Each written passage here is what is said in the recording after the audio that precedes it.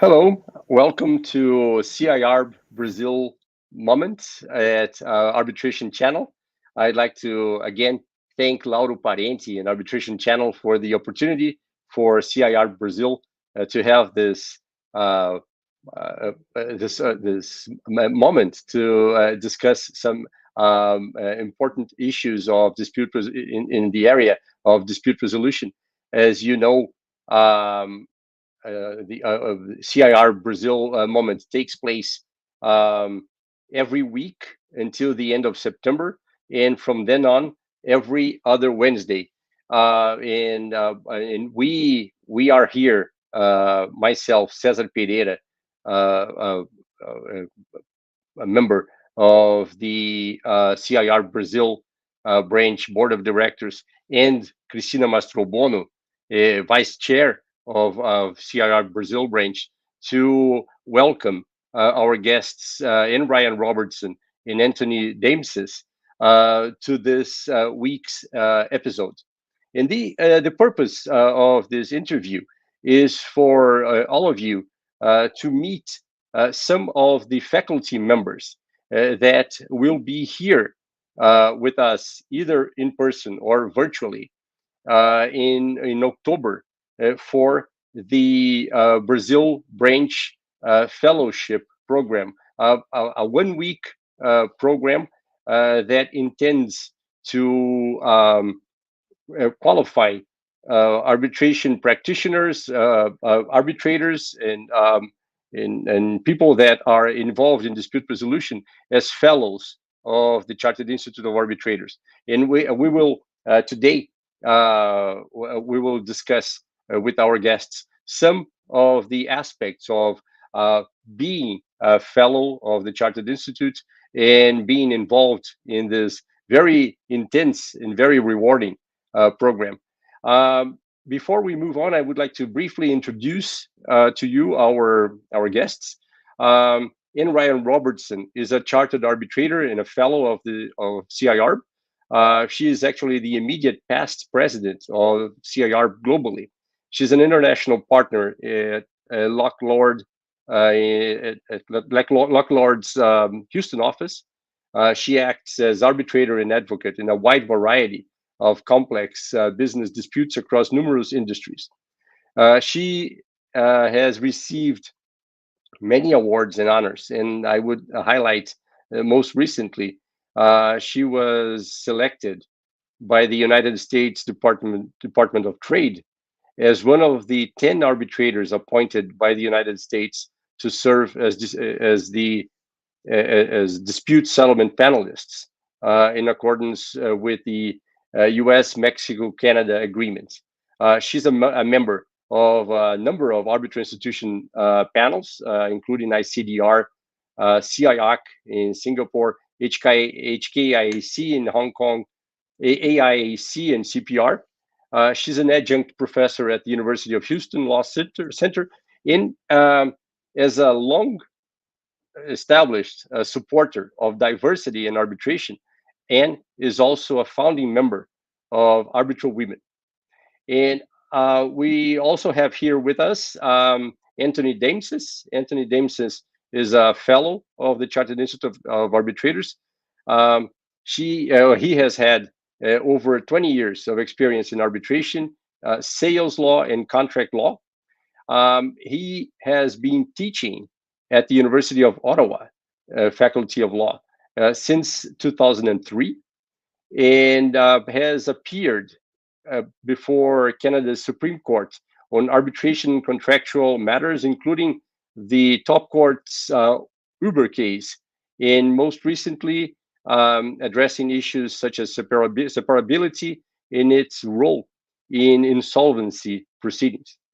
So, as I said, Anthony and Anne will be some of our faculty members in October, and you will have the opportunity by participating in the fellowship program of interacting with them during this very intense program. I will now turn to my colleague, Cristina Mastrobono, who will start with the questions for this interview. Thank you.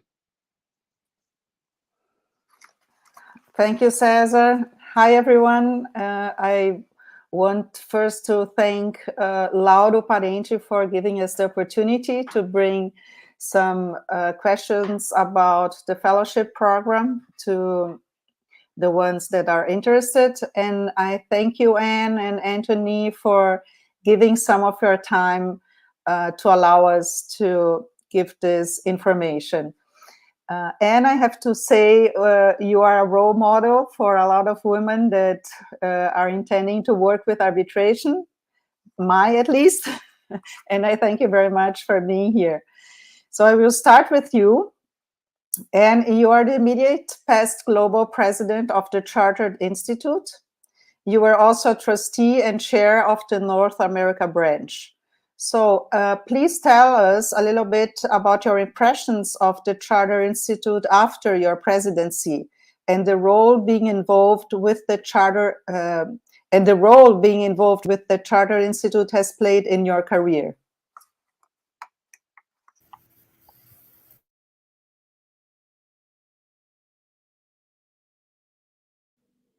You're on mute, Anne.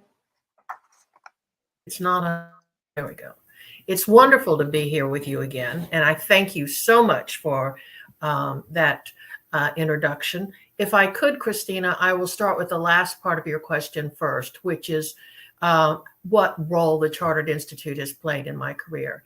And I would say that I owe my career to the Chartered Institute of Arbitrators, because when I made the transition from litigation to arbitration, I was looking for a way to make that transition, and the Chartered Institute supplied it. First, by my taking the courses, which we've already mentioned, the fellows course is coming, but I did the members course. I did the fellows course, and I must tell you, I hadn't really even heard of the Chartered Institute at the time. It was just happenstance that I met the then chair of the North American branch, who told me about the Chartered Institute. I took those two courses and then got involved, and I urge everyone to get involved in the Chartered Institute. And as you noted, then I became the chair of the North America branch, and then the trustee. And then I was so very fortunate to be the global president this last year.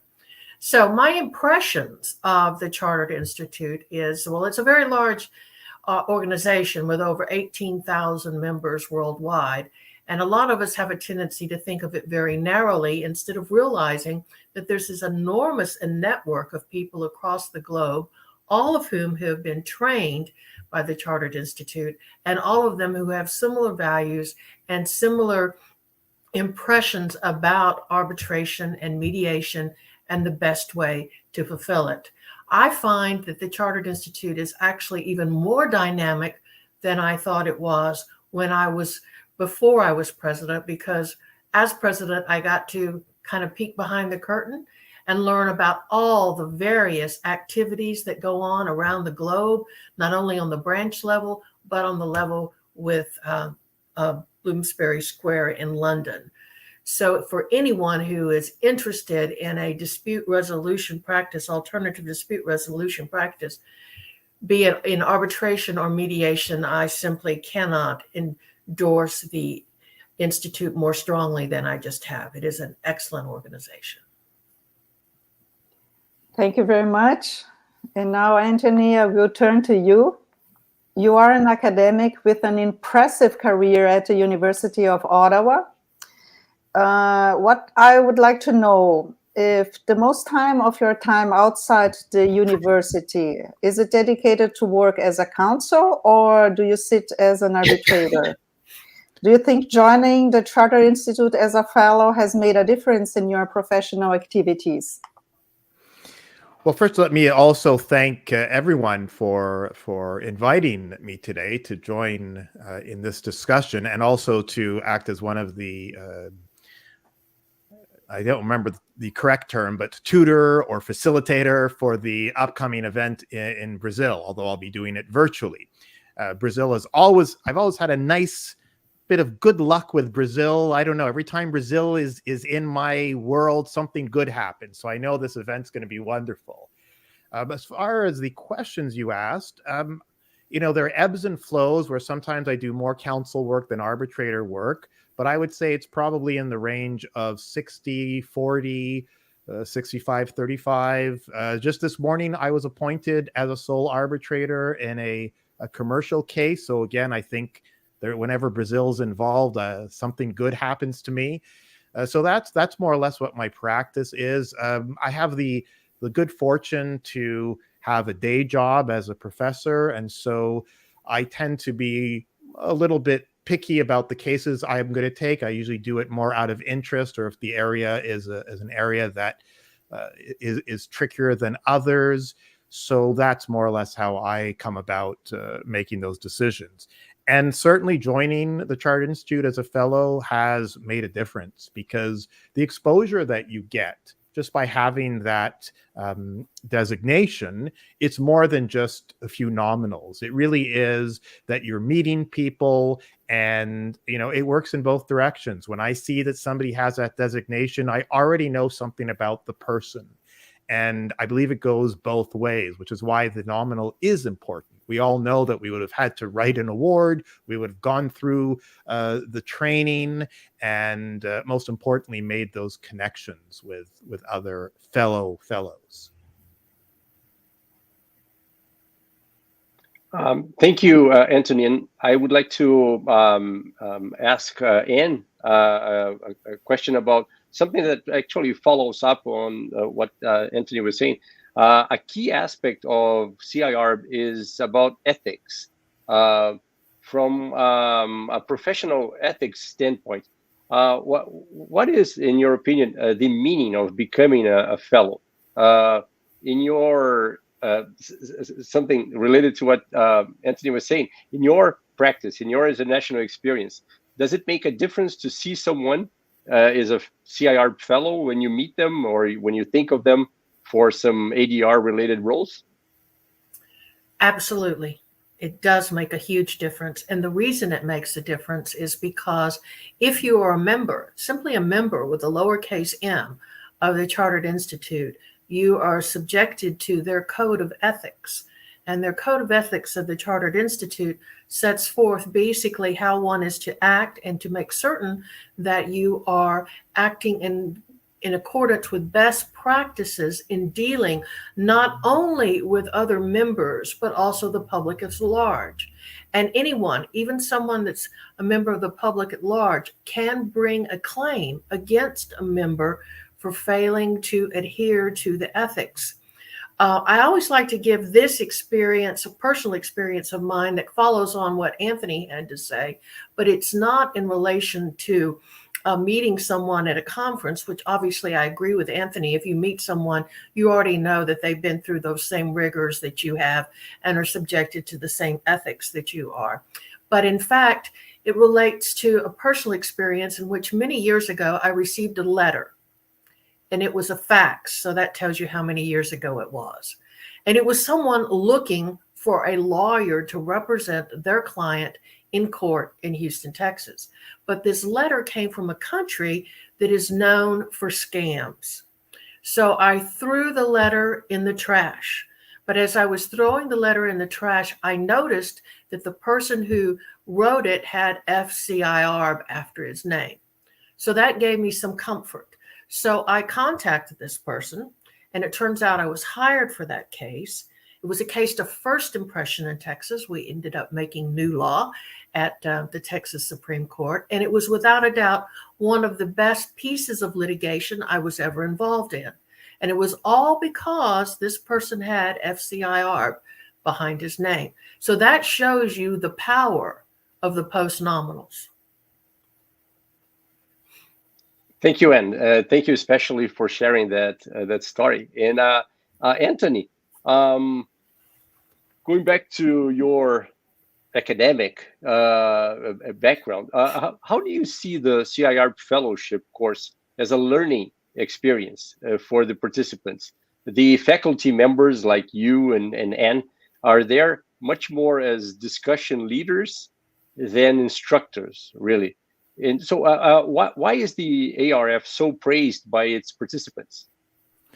Well, I think it's because, while you're absolutely right that we're more discussion leaders than instructors, we all of us, those who are attending to take the course and those who are the discussion leaders, we're all learning from each other, because of course everybody there is experienced. They all bring different kind of experience, but I know each time I have acted as one of the discussion leaders, I've learned something, either because I never knew something from a certain jurisdiction, or I never really thought about an issue from the perspective that one of the attendees thought about it. So it's constant learning from both ends. Now, of course, as the discussion leaders, in principle, we probably have a few more experiences that are more or mostly relevant for the issues that arise. And so those who are taking the course, I think, get the chance to really hear about perspectives that are different from reading it in a book. Books give you a lot of great information, but naturally cannot give you the kind of hands-on, in the trenches experiences that a lot of the discussion leaders bring to these courses. So it is really an incredible learning experience, whether you're the instructor or the candidate. And I think why it's so praised is that it is really one of those atmospheres where you're learning in the best way possible by bouncing ideas off each other, by really thoughtfully thinking about issues that come up and having experienced folks giving their perspective. And it's not always a perspective that you have. And I think it's an important way to learn, where somebody gives you a thought that you never really contemplated before. So I think that's why that program is so special, so much different from a course where you're just sitting and listening to a lecturer like me drone on.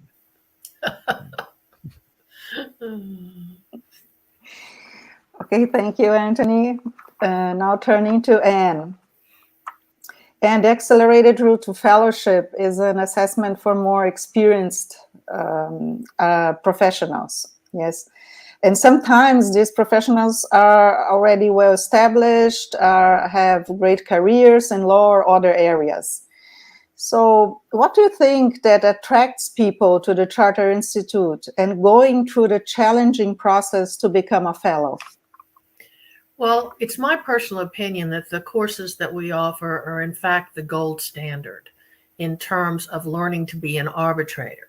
And you, in fact, mentioned that they had well-established careers in law. Well, one can have a well-established career in law, but really not know how to be an arbitrator. And that includes those people who have appeared before tribunals on many, many occasions, because it's a different art, it's a different technique. And what we do is we take it from the background of the arbitrator. In your courses, for instance, the fellows course, you're given hypotheticals on how would you handle this particular issue if it arose?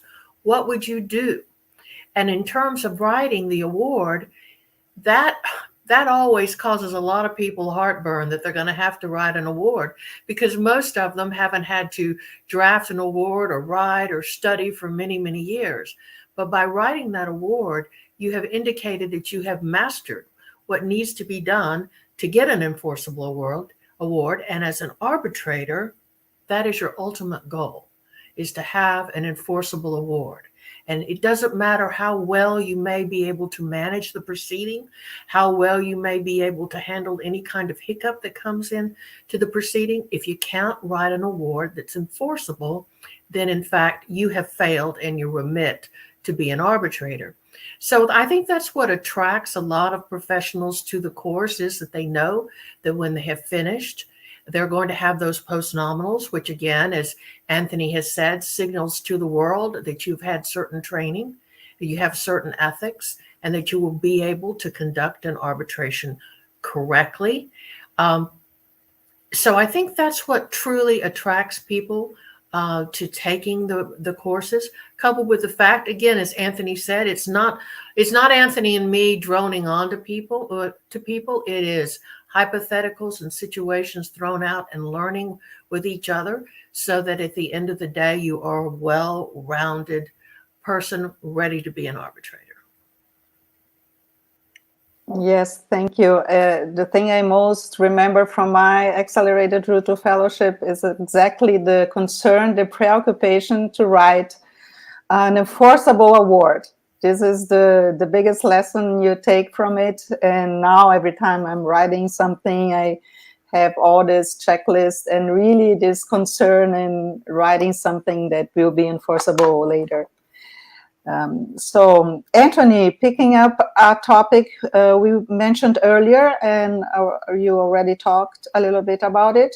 Do you think the Chartered Institute guidelines, protocols, and other resources have been useful in your practice and academic work? Oh, absolutely.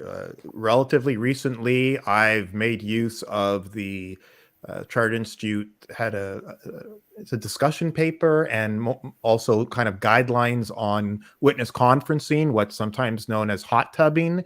Very useful, very thoughtful piece that I found helpful for something I was working on.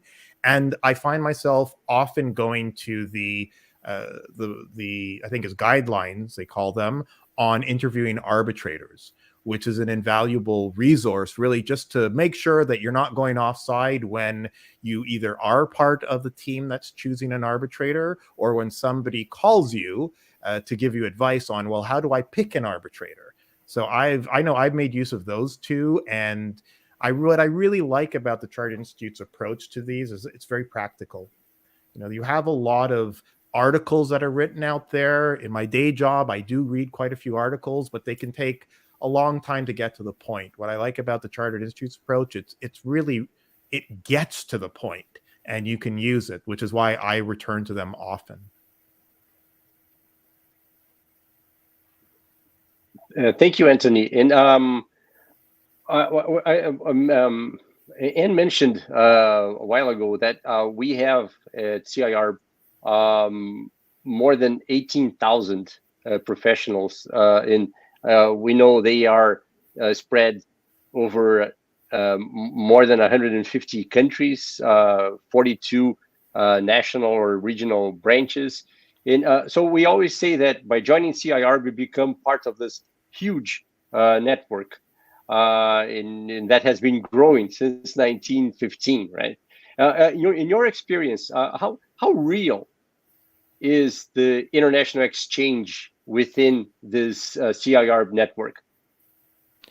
It's quite real. And Anne's story about the facts that she almost discarded, I think is such in fact, I want to use that story, and I will give you I'll quote fully and give you full credit for it. But it's such a perfect example of what this whole organization is about. I can tell you, I've already been or had exchanges and spoken on conferences and panels, mostly virtually in the last little while, with chapters from the Caribbean, from the United States.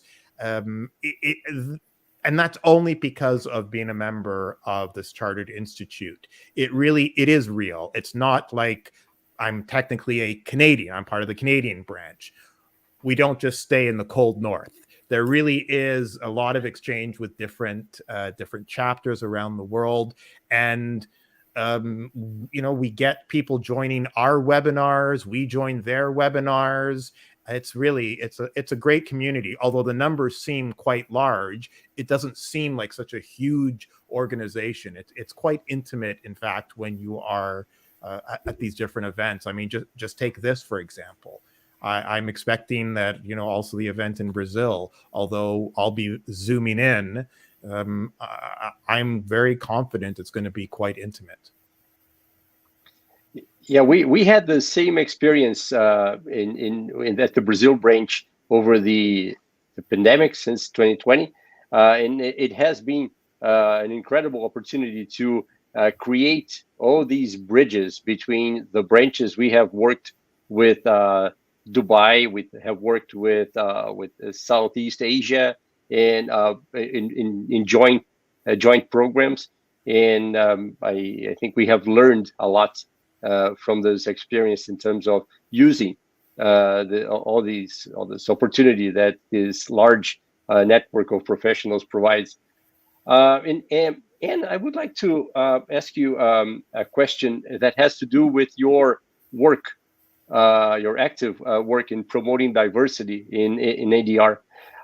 During your presidency last year, in 2021, CIArb started to implement its global 3-year strategy to advance issues like diversity, inclusion, sustainability, and other very important goals. How much do you think we have improved, and how important is this continuing effort? Well, of course, I think it's very important, as you can tell from the fact that I'm a founding member of ArbitralWomen, which was the result of us looking around and realizing there was only a handful of women at any conference. But diversity is much more than men and women. It is geographical diversity, it is race diversity, it is age diversity, a variety of things. And you mentioned the fact that during the pandemic, and we went on Zoom for webinars and the like, the pandemic has also helped us achieve greater diversity because it's allowing us to reach out to corners that we might not have been able to reach out in the past. One of the things that the Institute did put in place this last year is its mentoring program, in which more seasoned members of the Institute mentor younger members via Zoom around the world to allow them to bring along their career and give them opportunities that they might not have otherwise. There's also been the outreach to students. There's a student membership, which is free. And so over the years, the membership of the Chartered Institute has changed from the 5 men who established it, which were 2 solicitors, an architect, a surveyor, and I'm sorry, I can never remember what the 5th one was, but all men in 1915 to now this past year, we had back-to-back female presidents for the first time. So the Institute is thriving in terms of members, and that membership base is growing more diverse with every day due to the efforts that have been put in place. Thank you. We had a very interesting experience in Brazil with the mentorship that you mentioned. We had a group of maybe 45 fellows that were paired with associate and student members. And that actually led to a book of articles that each pair wrote. And that's going to be launched in the next few months. And that's all an initiative of the young members group of the CIArb Brazil branch. Well, we are coming to the end of our program. I would like to thank once more Ryan Robertson, Anthony Daimsis for being here with us for this interview and for attending as discussion leaders, as you learned from Anthony, discussion leaders that will conduct our fellowship program in October. And I would like to invite you to, on the one hand, follow CIArb Brazil on social media, and visit our websites and learn more about CIArb in Brazil and about the fellowship program. And I would also invite you to join us again next week on August 31st at 6:30 p.m. Brasilia time for an interview with 2 other faculty members, discussion leaders that will be here with us in October. David Hübner from California and Jennifer Alfaro from Uruguay. So with this, thank you again. I hope to see you again here next time. And have a nice evening, everybody. Good night. Thank you. Bye-bye.